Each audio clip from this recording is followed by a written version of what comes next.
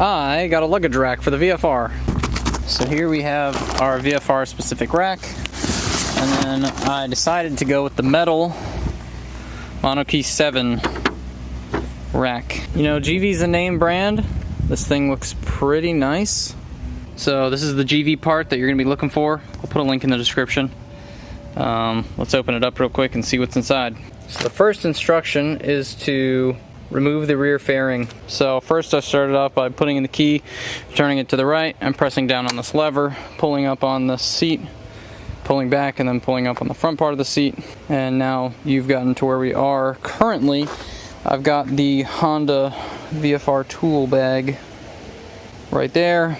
Now I'm just going to go around and take out all these hex key bolts. Once you take out the 6 hex bolts, the 2 Phillips screws, and the 2 handles with the larger hex bolts, then you need to come back here and pull these pins.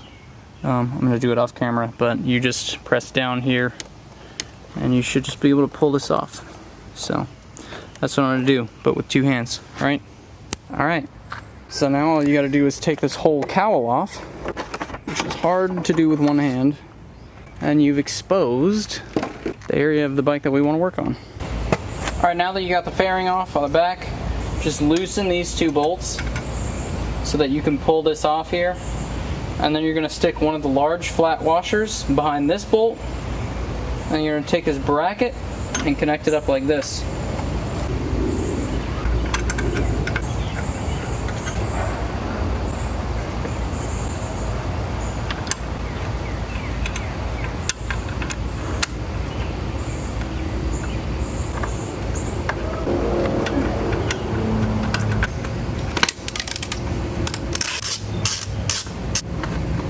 Alright, now you take this flat washer, bracket goes this way, and this bolt goes right here.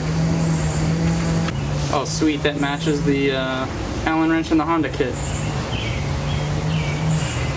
That's a good touch if done on purpose, either way. Pretty nice. And I'll make that fairly tight. And we're about to put the fairing back on, so go ahead and tighten all this down. Should be pretty tight, but not super tight.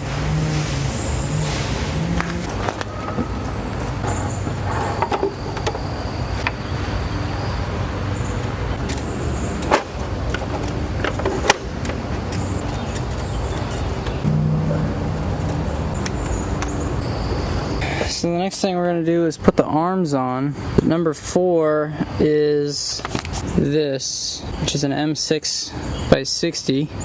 And we're putting that through on number 8. It just says spacer. You've got the spacer, doesn't touch the fairing this way. Then you've got this. Alright, you're going to take this bolt and this spacer, and it's going to go into this hole through the bottom of the bracket.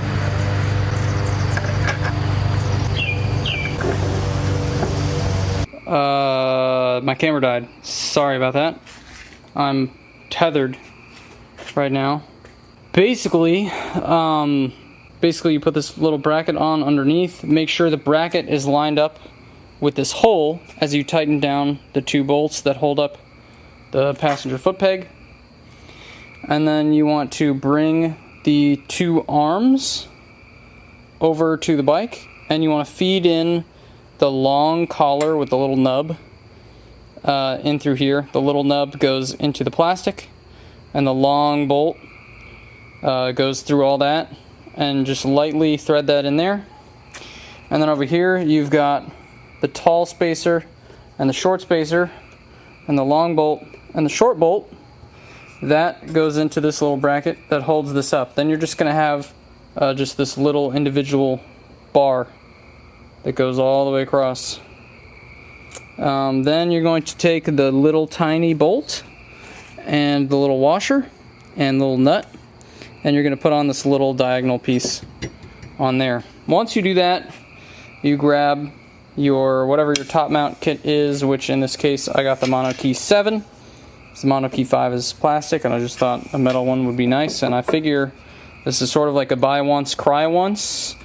You know, this one is twice as expensive as the plastic one, but probably I'll have this for a really long time. So I just want to get the nice one. And you take the little countersunk, little screw bolt, whatchamacallums, and then there's a nut on the underneath, and you tighten it all down, and it looks freaking sweet. So let me put the seat on and see how it looks. Oh, look at that. That looks awesome. So I've got a big old GIVI box over there, and I'm gonna pull it out and slap it on so that when I commute to work tomorrow, I'll have a case to bring all my laptops home in.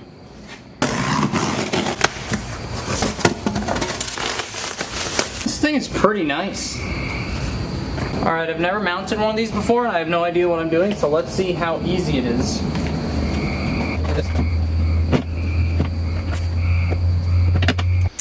Alright, the answer was just try harder. So I just pushed down with all my body weight and then it clicked. So yeah, that is the GIVI experience.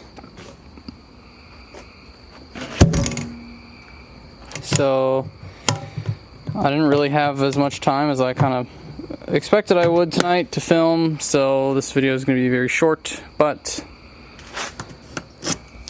and this lock and key feels really premium. This is the latch to unlatch it, so you can't just unlatch it once it's locked. And this is how it looks. I know there's a bunch of crap in this shot besides my bike. Apologies for that. Maybe I'll get a walk around tomorrow. I finally feel like a real VFR rider now that I've got a box.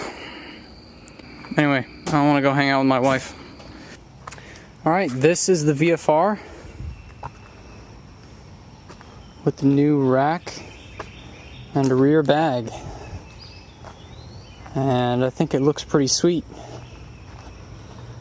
And it's definitely practical. I measured my laptops before I bought it, and I was pretty sure I could fit my work laptops in here, and it does fit, although kind of just barely. But I can actually fit like 3 17-inch laptops in here inside a backpack. It's even easier if they're not inside the backpack. It's kind of tricky to get the whole backpack in there all at once, but it fits. Gotten used to the lock, it makes sense. I've done 5 or 6 commutes with it now, and I'm a big fan. You don't really notice it back there at all, so I think it looks pretty sweet in black. Most of the bike is black. There's some aluminum there and stuff, but yeah, I went with the black, and I think it looks pretty good. So anyway, that's the review. These are my thoughts. All